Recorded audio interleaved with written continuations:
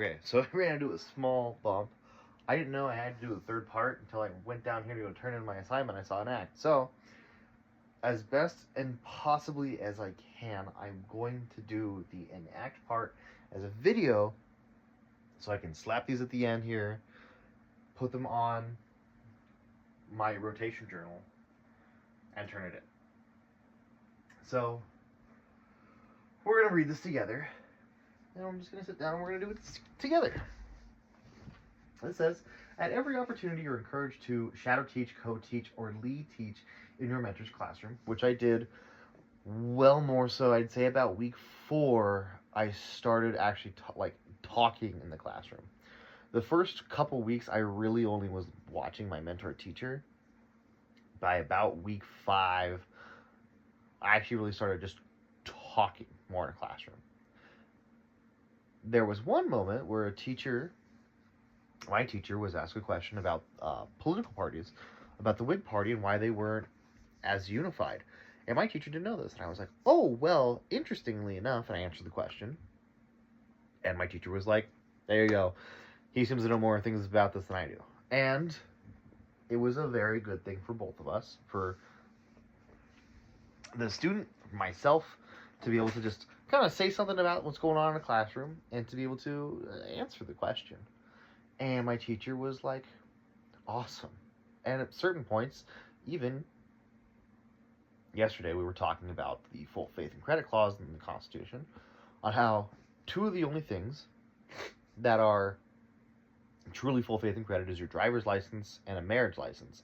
But my teacher only used the driver's license as an example. And students were like, well, what about this? What about X? What about Y? What about Z? And he was like, I don't know. And I chimed in from the back of the classroom. I was like, if I can interrupt, the only other one that is truly full faith and credit from every state is your marriage license. If we had a teaching license, you'd have to go to a new state and get a new teaching license depending on that state. Excuse me. We're going to keep going. At any time, you can work with an individual student, group of students, or whole class for any purpose. You're practicing and learning for your student teaching experience. Running a building errand, helping to grade papers, monitoring an exam, and tutoring a student who was absent. Something that I did help do, there was a big test about the election cycle and parties in an election. I got to help grade about 80% of these tests. And in addition, my teacher wanted to find out percentages. And at first he was just doing raw math on paper. And I told him, what if we put everything in an Excel spreadsheet and work from there? He at first wasn't quite sure. I showed him how easy it was. And he looked at me and he was like, you just saved hours of my life.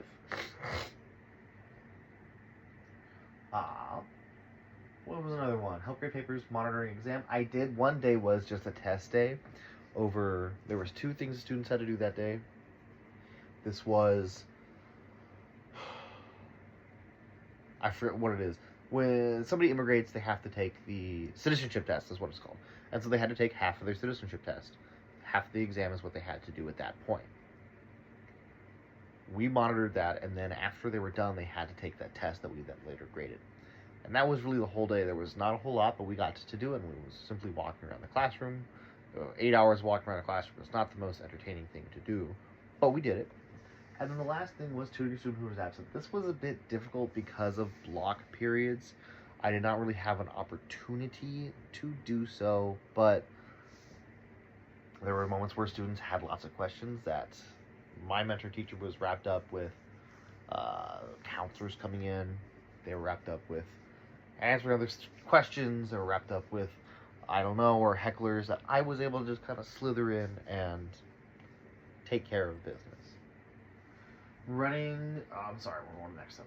You name it, it's important to practice. Although there's no formal observation for most MIT pre-service teachers during clinical rotations, engage with your mentor, teacher, and peers about your experiences. Get to know the students by being curious. Get to know their names, notice things, and have fun.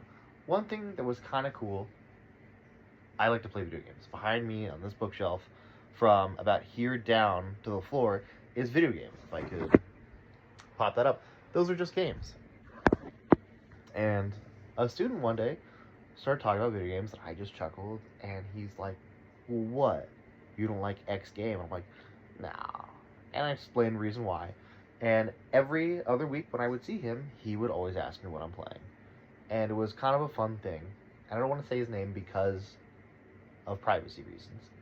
But it was kind of a fun thing every other week seeing him and him ask, well, what am I playing? I have tattoos.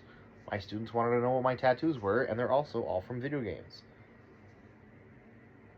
It's a funny thing because so many kids were playing games in class, and I would have to be the one to shut them down. And they always make jokes of, Mr. Saludo, you're the gamer in the room. I'm like, yeah, but I also know how important the government is. I did actually have a observation in this, which was really nice because it was also my first day of full lectures, and it was a day of lectures about primaries, caucuses, and conventions. And it was honestly a really good thing because at that time I felt like I knew little, and being able to do it and go through everything, it felt really good. I want to put this here now because I realized how important this last section is, and it was not done until now. And so I hope this is satisfactory, and I will hope to upload this tonight. Thank you much.